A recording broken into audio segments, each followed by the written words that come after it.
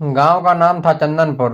यहाँ की गलियां और हवाएं भी भाई बहन के रिश्ते की मिठास से भरी थीं। इसी गांव में रहते थे राधा और मोहन, जिन्हें गांव के लोग प्यार से चंदनपुर की जान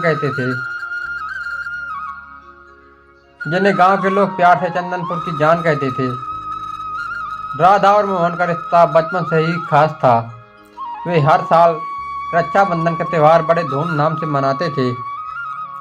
एक दिन राधा को एक पुराना पत्र मिला, जिसमें लिखा था, राधा, इस रक्षाबंधन पर तुम्हें एक अनमोल तोहफा मिलेगा। पत्र पर न तो कोई नाम था और न ही कोई पता। यह पत्र राधा को हैरान कर गया। उसने मोहन को यह बात बताई और दोनों ने यह मिलकर जानने का निर्णय लिया कि यह पत्र किसने भेजा है। जैसे जैसे रक्षाबंधन का दिन नजदीक आ रहा था, राधा और मोहन की उत्सुकता बढ़ती जा रही थी। उन्होंने गांव के बुजुर्गों से भी इस बारे में बात की, पर किसी को भी इस पत्र का राज नहीं पता था। एक दिन राधा को अपने दादाजी की पुरानी डायरी मिली। उसमें एक किस्सा लिखा था, जिसमें एक रहस्यमय खजाने का जिक्र था। राधा और मोहन ने तय किया कि वे इस खजाने की खोज करेंगे। उन्होंने डायरी में मिले संकेतों का पालन किया और गांव के बाहर स्थित पुराने मंदिर की ओर बढ़े। मंदिर के पास उन्हें एक गुफा मिली। गुफा के अंदर जाते ही उन्हें एक ताले से बंद दरवाजा मिला। डायरी में लिखा था कि ताला खोलने के लिए भाई बहन को मिलकर एक मंत्र बोलना होगा। राधा और मोहन ने मंत्र पढ़ा और ताला खुल गया। दरवाजा खोलते ही उन्हें एक चमकता हुआ बक्सा दिखाई दिया।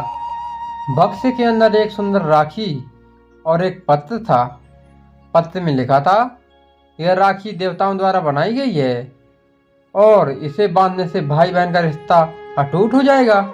राधा ने मोहन को राखी बांधी और मोहन ने वचन दिया कि वह हमेशा राधा की रक्षा करेगा।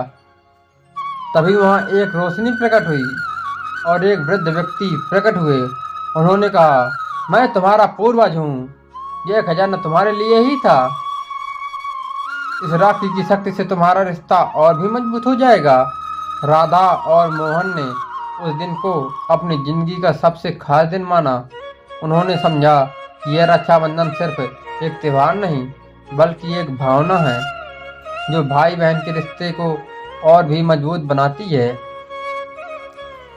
रक्षाबंधन का दिन आया और पूरे गांव में धूमधाम से मनाया गया। राधा और मोहन ने अपनी खोज की कहानी गांव वालों को भी सुनाई और सबने उनकी हिम्मत की प्रशंसा की। अब हर साल जब भी रक्षाबंधन आता, राधा और मोहन उस खजाने की राखी को विशेष रूप से पहनते और अपने रिश्ते को और भी गहरा करते।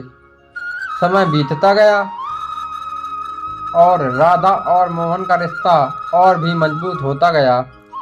उन्होंने अपने बच्चों को भी यह कहानी सुनाई और सिखाया कि रक्षाबंधन का त्यौहार सिर्फ एक धागे का बंधन नहीं, बल्कि एक वादा है जो जीवन भर निभाना होता है।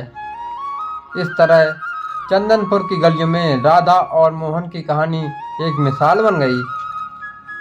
हर भाई और बहन ने उनसे प्रेरणा ली और अपने रिश्ते को और भी मजबूत बनाने का संकल्प लिया। इस तरह रक्षाबंधन का त्यौहार हर साल और भी खास होता गया। भाई बहन के रिश्ते की मिठास से चंदनपुर की हवाएं हमेशा महकती रहीं।